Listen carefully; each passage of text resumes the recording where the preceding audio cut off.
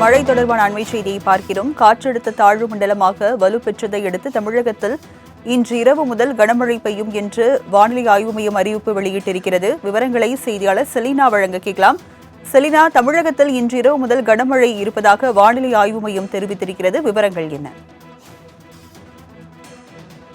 குறிப்பாக வங்கக்கடலோர பகுதியில் நிலவி வந்த காற்றழுத்த தாழ்வு பகுதி என்பது ஆழ்ந்த காற்றழுத்த தாழ்வு பகுதியாக நேற்று மாறி இருந்தது. இந்த நிலையில் இன்று காலை அது காற்றழுத்த தாழ்வு மண்டலமாக மாறி இருக்கிறது. குறிப்பாக சென்னையிலிருந்து தென்கிழக்கு திசையில் சுமார் 1050 கிலோமீட்டர் தொலைவில் இது மையம் கொண்டிருக்கிறது.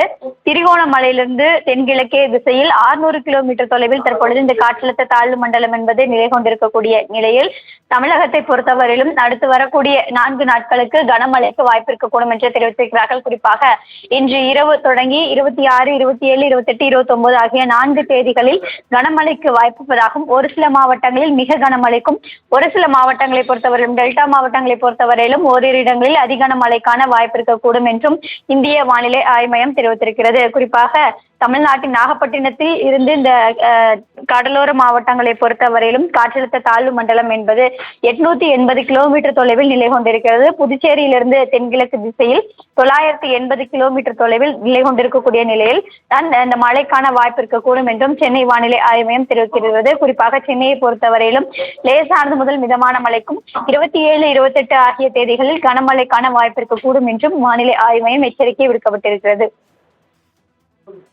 விவரங்களை வழங்கியதற்கு நன்றி செலினா.